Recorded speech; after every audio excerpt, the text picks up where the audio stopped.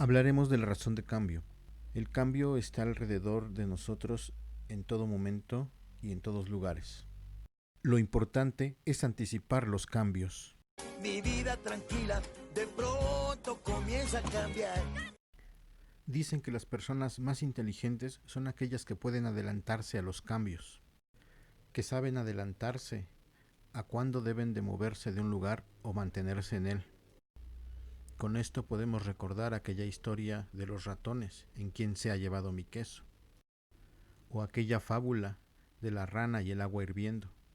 Esta historia nos habla de una rana que un día saltó a una olla de agua hirviendo. Inmediatamente saltó para escapar de ella. Su intento fue salvarse y no aguantó ni un segundo más en esta olla. Pero otro día esa misma olla estaba llena de agua fría. La rana saltó y estuvo nadando ahí tranquilamente. Estaba feliz en su piscina. Pero la rana no sabía o no se percató cómo iba aumentando poco a poco el agua. La rana se iba acostumbrando a esa agua a pesar de que poco a poco estuviera más caliente, hasta que fue demasiado tarde y cuando se dio cuenta que tenía que escapar de ahí, ya no pudo hacerlo. Las razones de cambio nos ayudan a poder predecir y tomar decisiones. El poder predecir qué tan rápido va a caer la bolsa de valores o qué tan rápido va a subir la bolsa de valores. El poder saber en qué posición o a qué velocidad se va a encontrar un automóvil. Algo importante para la economía, pues es saber el impacto que va a tener el incremento de un producto o de un precio en el mercado. Pues veamos entonces algunos ejemplos en cuanto a la física, en cuanto a la economía, para poder predecir y ver las razones de cambio.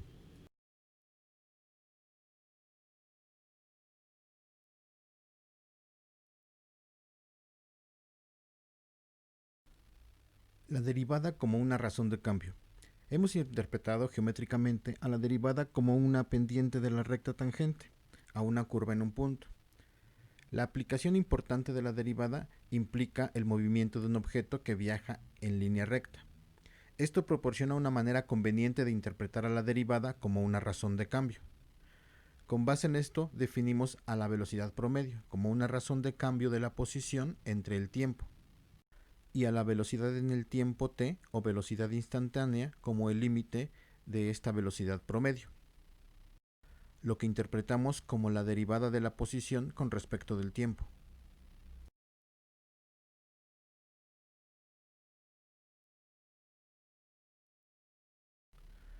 Supongamos que la función de posición de un objeto que se desplaza a lo largo de una recta numérica está dada por s igual a f de t igual a 3t cuadrada más 5, donde t está en segundos y s en metros.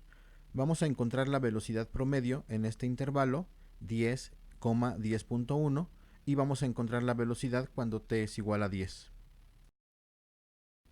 El primer paso es sacar delta t. Delta t va a ser la diferencia entre el intervalo que nos están dando de 10 y 10.1. La diferencia nos da 10.1 menos 10 igual a 0.1. Y aplicamos la definición de velocidad promedio. Delta S entre delta t a través de la diferencia de funciones entre la diferencia de t. Sustituimos dentro de la definición los valores de t y delta t. T más delta t es igual a 10.1.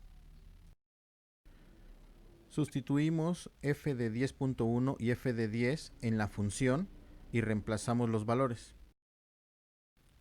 Realizamos las operaciones, hacemos las diferencias y tenemos 6.03 entre 0.1, lo que nos da 60.3, que serían los metros sobre segundo, la velocidad de este objeto. Esto es la velocidad promedio. Ahora calculemos la parte b. Para poder calcular la velocidad, si nosotros tenemos la función s igual a 3t cuadrada más 5, la velocidad se calcula simplemente derivando con respecto del tiempo. La derivada de 3t cuadrada más 5 es igual a 6t. La derivada de 3t cuadrada es 6t y la derivada de 5 es 0. Si queremos saber cuánto vale la velocidad en t igual a 10, entonces esta velocidad instantánea, esta velocidad de s de t, la calculamos en t igual a 10, que sería 6 por t, en este caso 6 por 10, que sería igual a 60 metros sobre segundo. Si recordamos, 60.3 había sido la velocidad promedio.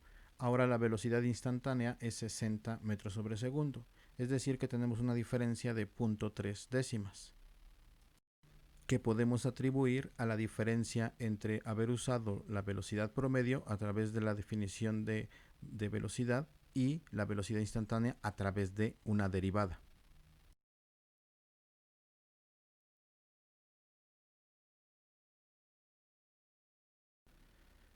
Ahora definamos el costo marginal.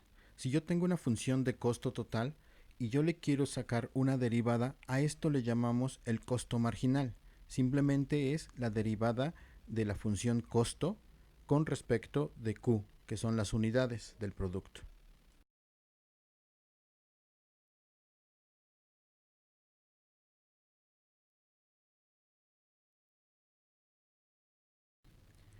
Ejemplo, costo marginal. Supongamos que C es igual a 0.1 Q cuadrada más 3 como función del costo, donde C es el dinero y Q las unidades o piezas. ¿Cuál es el costo marginal cuando Q es igual a 4? Entonces, si C es igual a 0.1 Q cuadrada más 3, la derivada de C con respecto de Q sería 0.2 Q, que es la derivada de 0.1 Q cuadrada, que es 0.2 Q, y la derivada de 3, que es 0. Entonces tenemos que el costo marginal es 0.2 Q. El costo marginal cuando se producen 4 unidades sería sustituir el costo marginal con Q igual a 4. La derivada de C con respecto de Q habíamos tenido que era 0.2 Q, así que sustituyendo tendríamos 0.2 por 4 unidades sería 0.80. El costo marginal es 0.80. Podríamos interpretar que la pendiente del costo en 4 unidades es muy pequeña. Esto significa que si la producción se incrementa una unidad, desde 4 hasta 5 unidades, por ejemplo, entonces el cambio en el costo es aproximadamente de $0.80.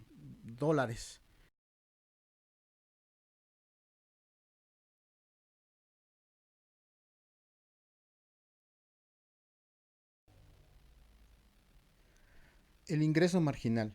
Supongamos que la función R es la función del ingreso total para un fabricante y la ecuación establece que el valor monetario total recibido al vender Q unidades de un producto es R. Este ingreso marginal lo podemos definir como una razón de cambio.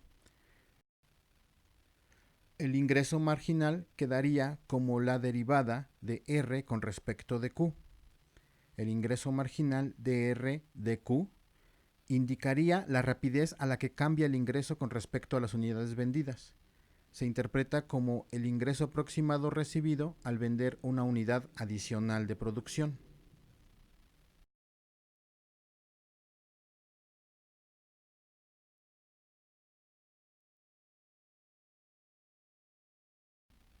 Ejemplo, supongamos que un fabricante vende un producto a $2 por unidad. Se venden Q unidades. El ingreso total está dado por R igual a 2Q. ¿Cuál es el ingreso marginal? La función de ingreso marginal sería la derivada de R con respecto de Q. Si la función R es 2Q, entonces su derivada simplemente sería 2. 2 es una función constante, entonces el ingreso marginal es igual a 2 sin importar el número de unidades vendidas. Esto es lo que se esperaría, puesto que el fabricante recibe $2 por cada unidad vendida.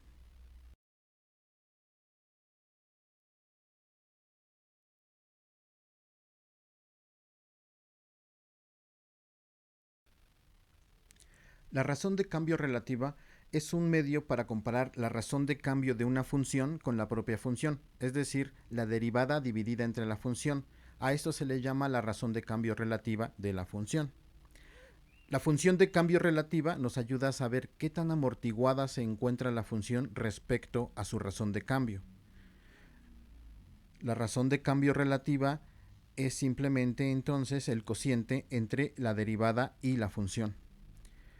La razón de cambio porcentual es la razón de cambio relativa multiplicada por el 100%, que simplemente es el cociente de la derivada entre la función multiplicada por el 100%.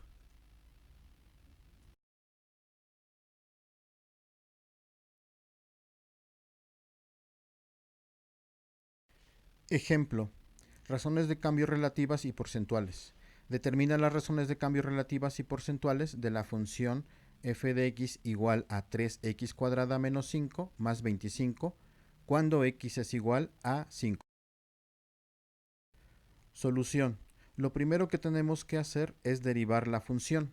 La función derivada nos queda 6x menos 5, que es la derivada de la función original, 3x cuadrada menos 5x más 25. La derivada de 25 es 0, la derivada de menos 5x es menos 5 y la derivada de 3x cuadrada es 6x.